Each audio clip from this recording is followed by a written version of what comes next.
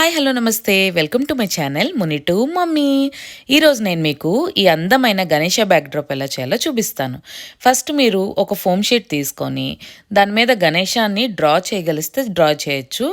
లేదు అనుకుంటే నెట్లో మనం ఏదైనా మనకు నచ్చిన ఇమేజ్ని ఇలాగ 4 A4 షీట్స్లో ఈక్వల్గా డివైడ్ చేసుకొని మనం ప్రింట్అవుట్స్ తీసుకోవచ్చు.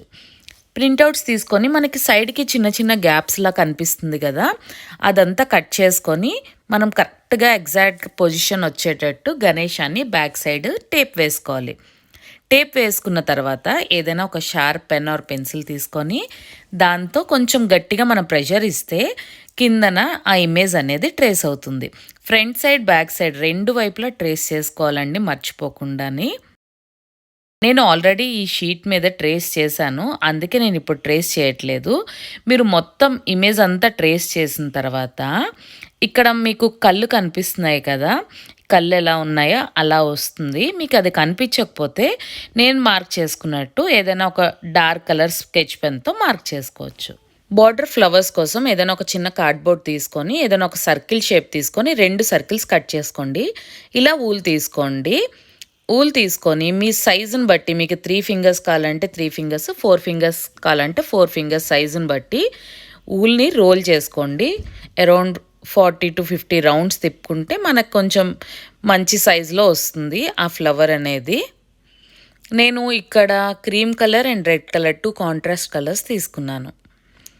ఇక్కడ కిందన కవర్ పెట్టి నేను ఇది కలెక్ట్ చేస్తున్నాను కదా, రెడ్ కలర్లో కనిపిస్తుంది, అదే నేను గణేశాకి స్టిక్ చేశాను. అది ఎలా చేశానో కూడా చూపిస్తాను మీకు. వీడియో ఎండ్ వరకు స్కిప్ చేయకుండా చూడండి. సో మొత్తం మన రోల్ అంతా అయిపోయిన తర్వాత 4 ఫింగర్స్కి మధ్యలో నుండి ఒక చిన్న థ్రెడ్ తీసుకుంటామండి. ఆ 4 ఫింగర్స్ మధ్యలో సెంటర్కి మనం ఈ థ్రెడ్తో గట్టిగా నాట్ వేయాలి, అంటే గట్టిగా టై చేయాలన్నమాట. మనం చేతిలో నుండి బయటికి తీస్తే మనం నాట్ వేయడానికి మనకి ఈజీగా ఉంటుంది. సో ఒక 2-3 ముళ్ళు వేస్తే మనకి టైట్గా ఉంటుందండి. ఇక్కడ వీడియోలో చూపిస్తున్న విధంగా మీరు టైట్గా టై చేసుకోవచ్చు. మీరు బయటకు తీసిన తర్వాత నాట్ వేసిన తర్వాత ఒకసారి చూసుకోవచ్చు 2 వైపులు ఈక్వల్గా వస్తున్నాయా లేదా అనేది. ఈక్వల్గా రాకపోతే కొంచెం తాడుని మూవ్ చేసుకొని అడ్జస్ట్ చేసుకోవచ్చు. ఇలా ఒక ఫ్లవర్ షేప్లో వచ్చింది కదా, ఇప్పుడు బార్డర్లో ఉన్న యూలన్నీ మొత్తం మనం కట్ చేసుకోవాలి. కట్ చేసుకుంటే మనకి ఫ్లవర్లా వస్తుంది. ఏదైనా ఒక షార్ప్గా ఉన్న సిజర్ తీసుకొని మొత్తం బార్డర్స్ అన్నీ కట్ చేయండి. ఇలా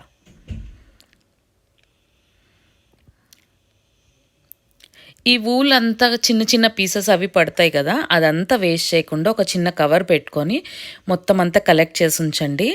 దాంతో చాలా యూజెస్ ఉంటాయి. అదేంటో నేను మీకు చూపిస్తాను. ఈ వీడియో కనుక మీకు నచ్చినట్టయితే మర్చిపోకుండా లైక్ చేయండి. అలాగే నా ఛానల్కి మీరు ఫస్ట్ టైం వచ్చినట్టయితే నా ఛానల్ని సబ్స్క్రైబ్ చేసుకోండి. ఇలా ఇందాకలా 2 కార్డ్బోర్డ్స్ కట్ చేసాం కదా, ఇది ఎందుకంటే మనం ఎగ్జాక్ట్ షేప్ చేసుకుంటున్నాం. మనకి ఫ్లవర్స్ అన్నీ ఒకటే సైజు రావాలి అంటే ఇలా రౌండ్గా పెట్టుకొని కట్ చేసుకుంటే ఫ్లవర్స్ అన్నీ ఈక్వల్ షేప్లో వస్తాయి. ఇలా మొత్తం అంతా కట్ చేసుకున్న తర్వాత మనకి ఇలా ఫ్లవర్లా వస్తుంది.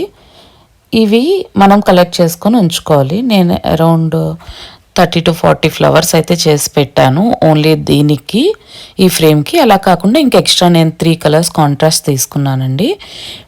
ఈ రెడ్ ఫ్లవర్కి మధ్యలో చిన్న ముత్యాన్ని గ్లూ గన్తో పెట్టాను కలర్ఫుల్గా కనిపించడానికి. ఇందాక వూల్ కలెక్ట్ చేసాం కదా, కటింగ్ అయిపోయిన తర్వాత అదంతా ఇలా వస్తుంది. ఫస్ట్ ఒక ప్లేట్లో కొంచెం ఫెవికాల్ అండ్ 2 drops వాటర్ తీసుకొని మిక్స్ చేయాలి. ఈ గణేష మనం డ్రా చేసుకున్నాం కదా, ఆ మధ్యలోకి ఇలా ఫెవికాల్ని బ్రష్తో అప్లై చేసుకొని మనం కట్ చేసుకున్న వూల్ అంతా దాని మీద ఈవెన్గా స్ప్రెడ్ చేసుకోవాలి. ఇక్కడ చూపిస్తున్నాను కదా, అలా ఎగ్జాక్ట్గా షేప్ అవుట్ అవ్వకుండా ఎగ్జాక్ట్గా షేప్లోనే పెట్టుకోవడానికి ట్రై చేయండి. మధ్య మధ్యలో గ్యాప్స్ ఉన్నా కూడా ఈజీగా ఫిల్ చేసుకోవచ్చు, మళ్ళీ కొంచెం ఫెవికాల్ని యాడ్ చేసి. ఇలా మొత్తం గణేష అంతా పెట్టండి. నాకు ఈ ప్రాసెస్ అంతా చేయడానికి అరౌండ్ 1.5 to 2 hours పట్టింది. గణేష నామానికి నేను ఇలా చిన్న బాల్ చైన్ తీసుకున్నాను. అది ఇలా 2 లైన్స్ లాగా పెట్టుకున్నానండి. కిందన చిన్న స్టోన్స్ ఉంటే ఆ స్టోన్స్ లాగా అటాచ్ చేశాను. నెక్స్ట్ ఇందాక ఫ్లవర్స్ చేసాం కదా, అవి ఫస్ట్ అయితే అరేంజ్ చేసుకొని చూసుకోండి సైజు షేప్ అన్నీ కరెక్ట్గా వస్తున్నాయా లేదా అనేది.